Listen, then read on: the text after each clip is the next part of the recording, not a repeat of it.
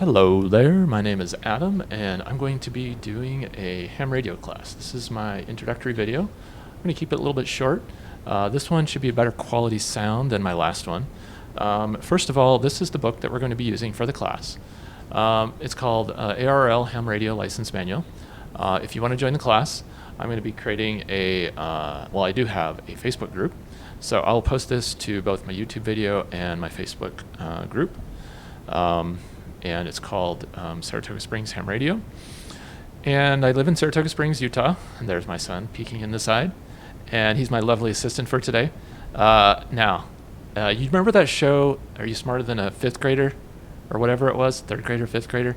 Well, he's older than that. He's seventh grader. But he's 12. And I have taught this class for adults and 12-year-olds, and they have passed it. So my son is going to try to pass it based on the class that I give. So if he can do it, you can too.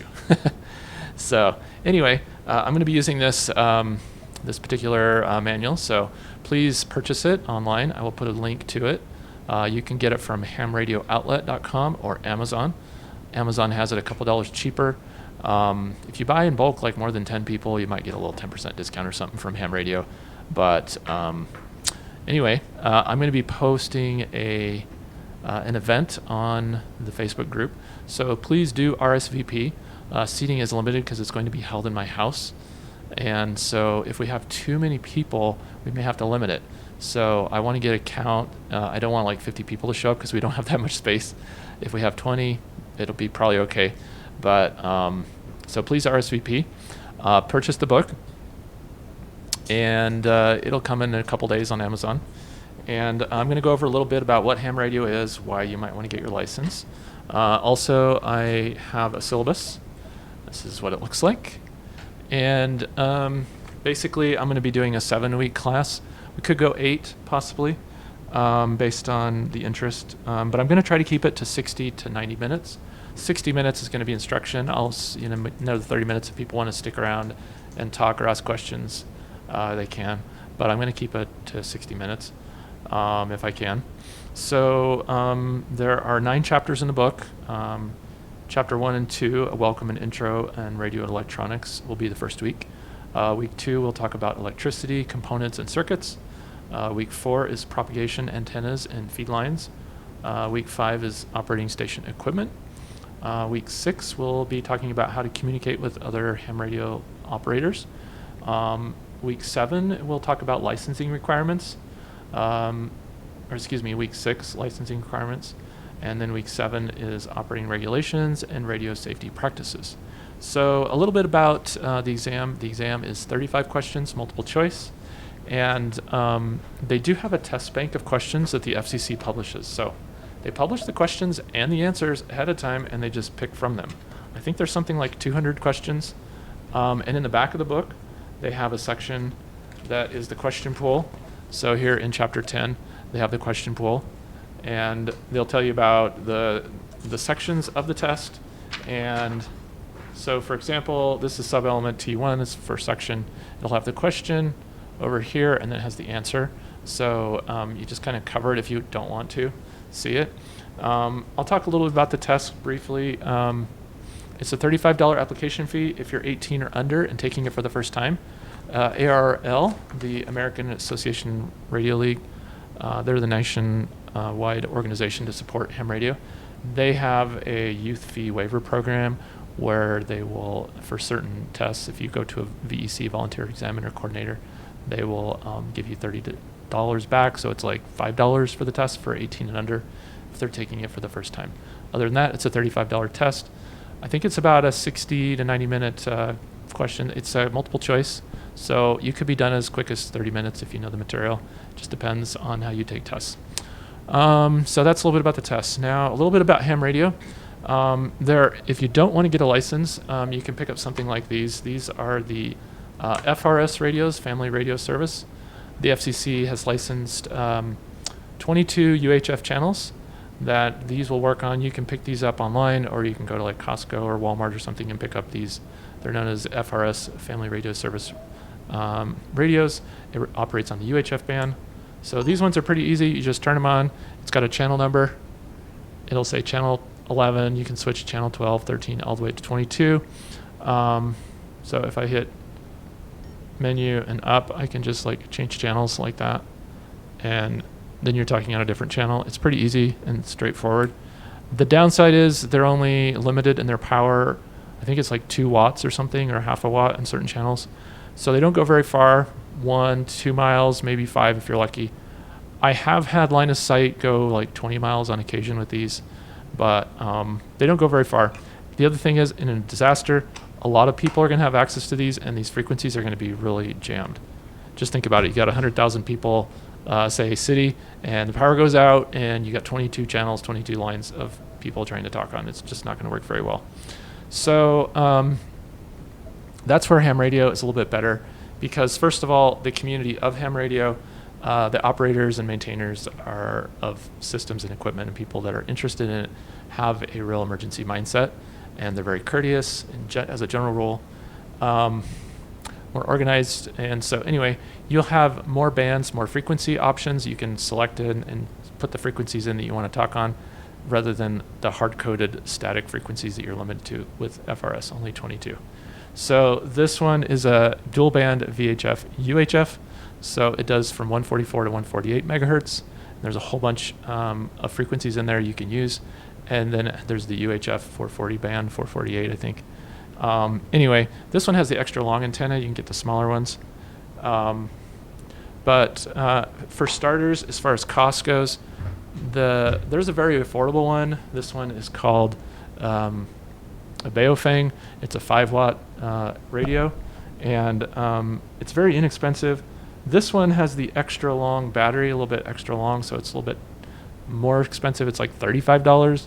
The 5-watt with a smaller battery is like $20 on Amazon. They're good starter radio, low investment. If you like it and you like ham radio, you can upgrade to a higher quality one, which, by the way, I do recommend you do, because I had one of these for like 2-3 months and it started acting weird. One of them already started acting weird.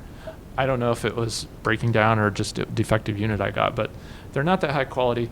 This one is a Yaesu FT70D. This is a 5-watt, similar, same power, so it's not any more powerful, but it is a high quality radio. It has a lot of features. You can store something like 1,200 channels and memory channels. It's got all kinds of features on it, but it is a higher quality radio. Yaesu, I think, is a Japanese brand. The Japanese really love their ham radios, and they have a lot of high quality equipment. So they're really small. They don't think of them as this big bulky thing. Ham radios can be small. You can also get what is called a mobile unit. This one is a 100-watt actually. It's an ICOM V8000. They don't make them anymore, I don't think, but I got this one initially because it did 100 watts. So I thought, well, if in my car I'm driving along and I want to try to get further distance, I got 100 watts. The smaller handhelds are 5 watts. They'll go fine based on the terrain and stuff. But if you want to get something, I think most mobiles will go up to 50.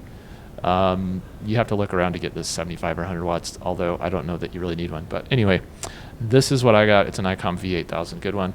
And it has a little place in the back where you hook up you hook this up to your battery of your car, and it has a place for the antenna. And you screw in the antenna, similar to a CB radio, if you've ever used those. It had the same type of connector. But for the antennas, this is a magnetic mount one, and it just sticks to the top of your car, side, wherever you want to put it. It will go like 65, 75 miles an hour down the road, and it'll stick. So it's a real strong magnet, and they work good. I've used them before. And anyway, at the end, it has a little connector, and you can get adapters, and you can actually just plug them straight onto your handheld if you want to use your handheld and have a better antenna on your car, or you can use the mobile unit that I just showed you. So what are the advantages to the mobiles?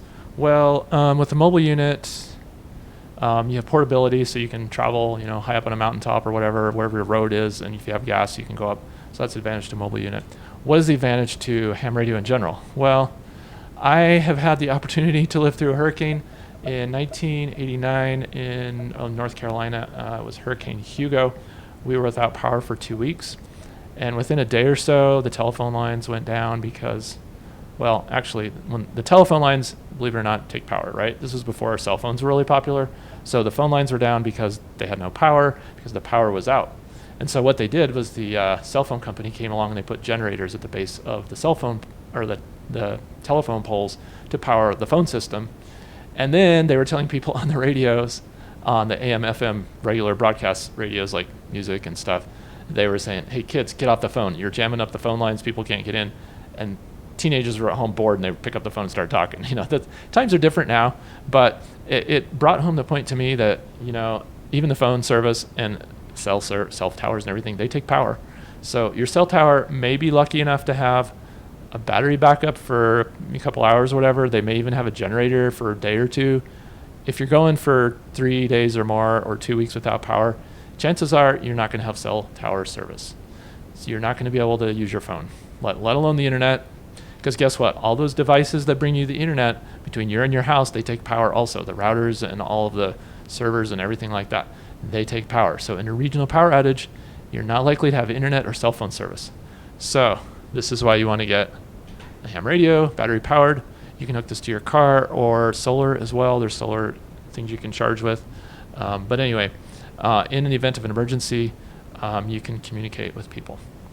Also, I don't know about this particular phone and antenna. You'd have to get special antennas. But with the technician license, there are 3 licenses. There's a technician is level 1, general is level 2, and extra is level 3. Now, with the technician license, you do get access to some UHF bands where you can talk to satellites. So, it depends on the type of satellite, and I'll go over that later in another topic. But there are satellites you can get access to. There's also repeaters that they have throughout the US and the world. And so the concept of repeater, especially like here in Utah, they put the repeater on the mountaintop, and you down in the valley, you're talking to the repeater there, and then that repeater repeats it and goes somewhere else and transmits the frequency wherever that repeater tower can see. So your radio might be like, you might be a valley or a hill or something that might prevent your signal from reaching somebody. But if you can see the mountain and your friend across the valley can see the mountain and the repeaters on that mountain, then you can go 50, 60 miles or more. So having access to repeaters is good with the ham radio service. And those also take batteries, and some of them have backup batteries and or generators, some don't.